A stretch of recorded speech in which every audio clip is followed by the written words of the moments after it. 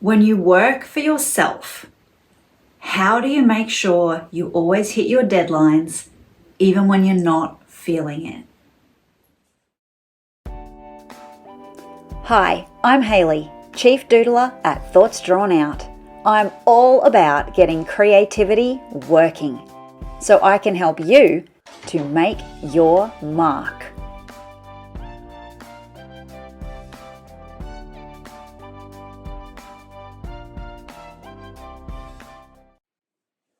When you first step into the world of running your own small business or being a solopreneur, when you step outside of that perhaps corporate world that you came from, it's a very different space to find yourself in, especially when it comes to kind of managing this dynamic between deadlines, meeting client needs, invoicing, getting paid, being able to pay yourself.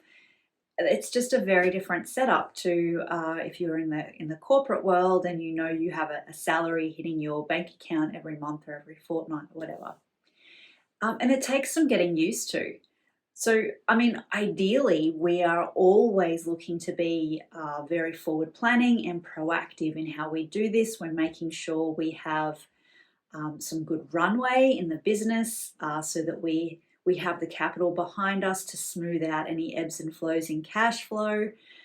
But sometimes you still find yourself in a position where you are in the deadline crunch, and that can really mean a lot as a small business from a couple of perspectives. You need to meet the needs of your clients, you need to make them happy so that they will want you back and they will refer you to others, and you need to keep the cash flow coming into your business.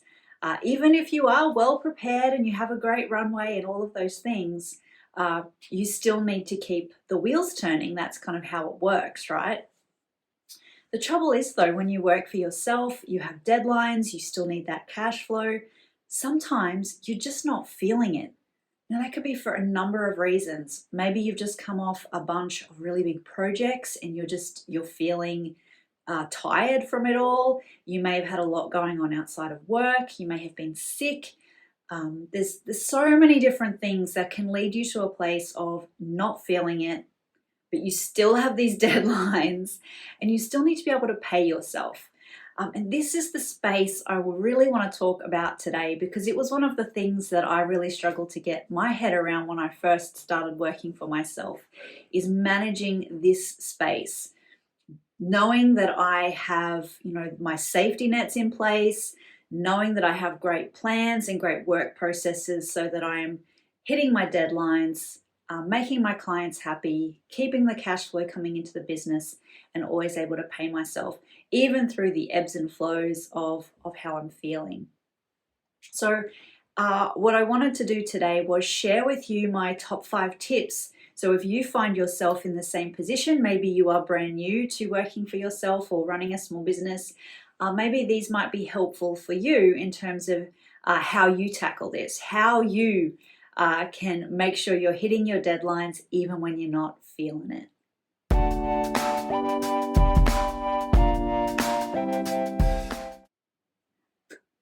So tip number 1 is prioritize your to-do list and then reprioritize your to-do list. So what I mean by this is, most likely you already have a to-do list. You already know what pieces of work are, sitting with you that you need to complete. Chances are it's a long list.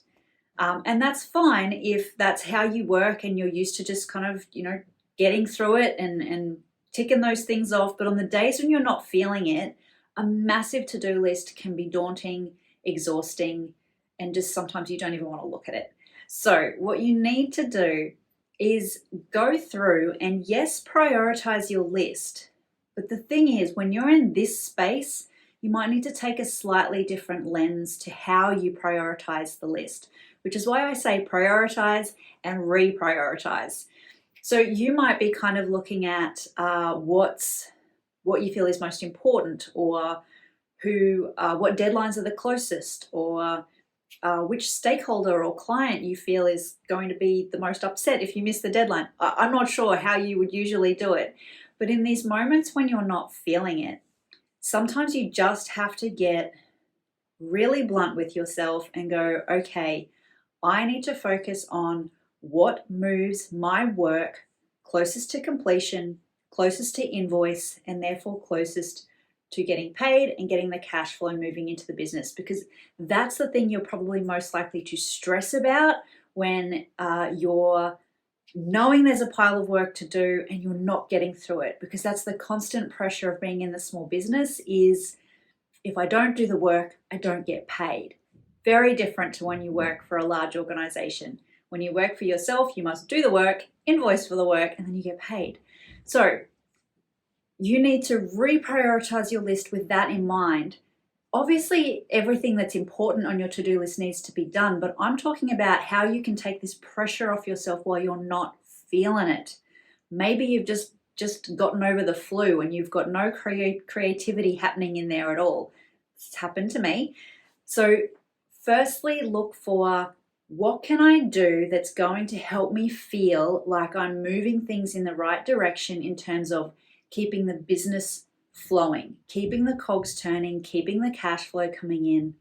And so I feel like that's moving forward, even if I'm not getting everything done.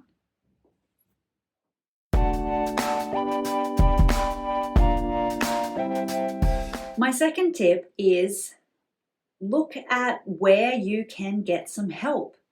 Now, I know this may sit a bit funny if you're just working for yourself, you're doing everything yourself, and you're not used to doing any form of outsourcing. And that's, again, it might be fine week on week when you're feeling great, but when you're just not feeling it, maybe you actually need to call in some help, and that's totally okay. So have a look at everything that's on your list and work out, are there any things on there that could be done by someone else who could get them done just as well as you could without you being the one that physically has to do it. Now, this doesn't have to be a permanent change. This might be just something you're doing in this specific instance just to get you through this period of time. Sometimes you need to call in some help to get things done. Now, it's okay to pay for some help.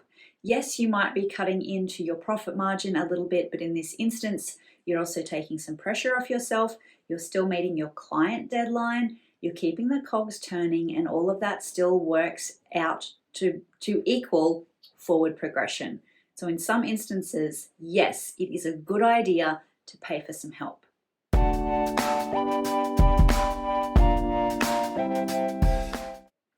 Now, my third tip for hitting your deadlines when you're just not feeling it is to start with the thing that gives you energy. So you may have kind of, from step number one, you might have a list of, 3 things that you really need to get done. You prioritized your list, you reprioritized it, you've moved to the top, the 3 things that are most important to help you keep the business moving forward. Perhaps there's one of those 3 that's actually going to give you some energy because you really enjoy it, or it gives you some inspiration and you find it uplifting. That's the great place to start, because if you're just not feeling it, you could trudge through the other 2 and take a really long time to do them. Or you could lean into that one that just gives you a bit of a boost. Start there, because then your energy is going to raise and then the other 2 aren't going to seem so hard. Now, I'm not saying burn your whole day doing the one thing that you like doing and you never get to the other things. Time box if you need to, because they're all important, but just start with the thing that gives you the energy.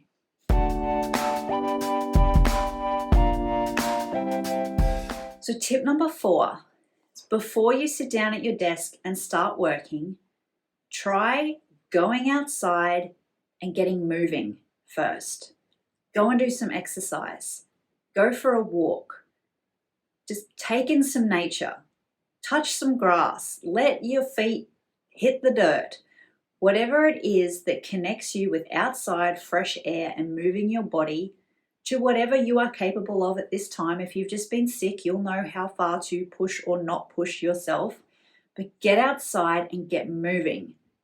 This has an amazing effect on your mood. you'll get the endorphins flowing, you're going to elevate your entire mood, you're going to feel so much better. And on the back of that kind of exercise high, then sit down and start your work. I guarantee you'll feel much better about it.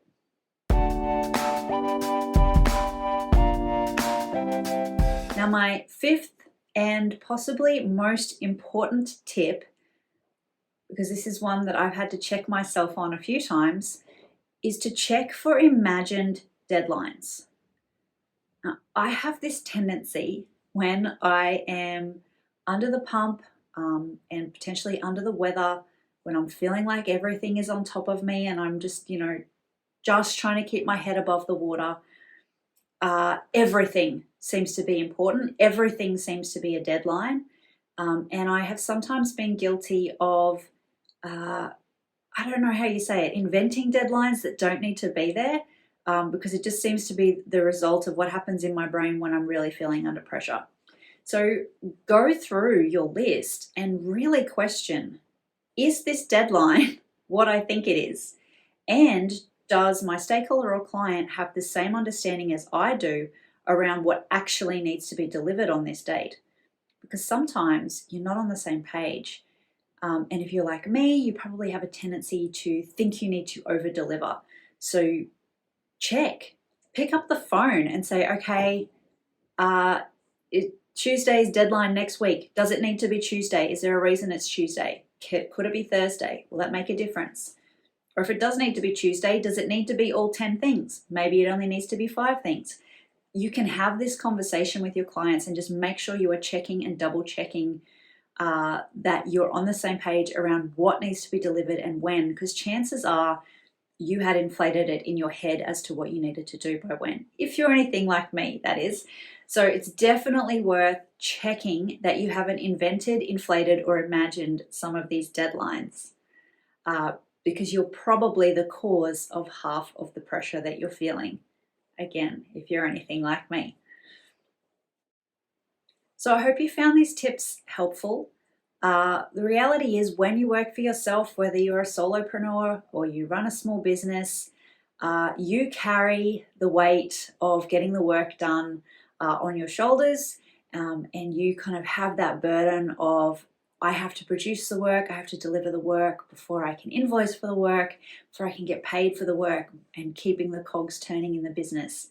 Like I mentioned up front, it's always best to be in a very proactive, well-planned space when it comes to these things, to know what your program of work looks like, to be very set up in how you structure the deliverables within your work and how you invoice to those. There's a lot you can do to make sure you are managing and balancing a good cash flow in your business, even when you're getting started. That you're giving yourself some runway, which basically means you have some cash in the bank to carry you through, even if you have some ebbs and flows in cash flow. Cash flow is a big thing when you're a small business, and it's a very different space to just knowing that your wage is going to hit your bank account every fortnight or every month. It takes some getting used to. But it can be planned, it can be proactive, you can kind of have those safeguards and safety nets in place. But even in the instance when they're all in place, the reality is sometimes you just don't feel it. You've been sick, you've been worn out, you need a break, but the deadlines don't stop and the cash flow still needs to come in. So please consider these tips in your own business as you navigate this space for yourself. So remember to prioritize and reprioritize your to-do list. Get help where you can, where possible. Start with what gives you energy. Get outside and exercise or move, get some fresh air, and then start work. And finally, check for imagined, invented, or inflated deadlines. I hope you found these tips helpful. If you have, please put a like on this video, and if you haven't subscribed already, please do so. I'd love to be able to share more future advice with you from my journey as a creative entrepreneur. Now, we've come to the end, so what are you waiting for? Get out there, go and make your mark.